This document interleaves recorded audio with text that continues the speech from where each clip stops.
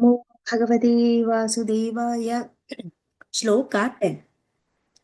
താവത് പാപാടവീനൃണാം ക്ലേശദാ അഭ്രകണ്ഡകാ യാവന്ന പരശു പ്രാപ്തോ ദേവീ ഭാഗവതാഭിതഃ.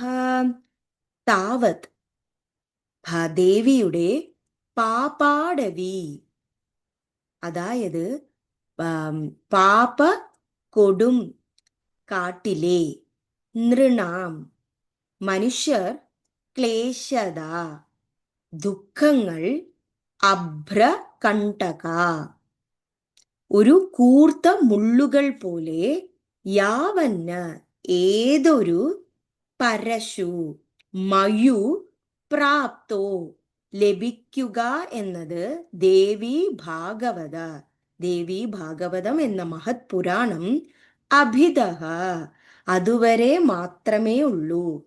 അതായത് താവത് പാപാടവീ നൃണാം ക്ലേശദാ അഭ്രദ്രകണ്ഠക യാവന്ന പരശു പ്രാപ്തോ ദേവീ ഭാഗവതാഭിതഃ.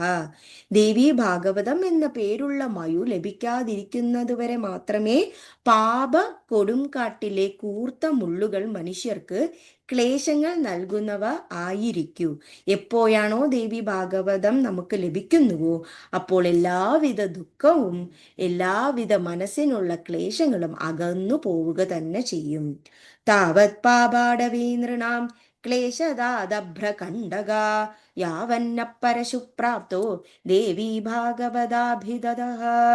ശ്രീഹരേ നമഃ. ശ്രീഹരേ നമഃ. ഗോപികാ ജീവനസ്മരണം. ഗോവിന്ദ ഗോവിന്ദ. Thank U.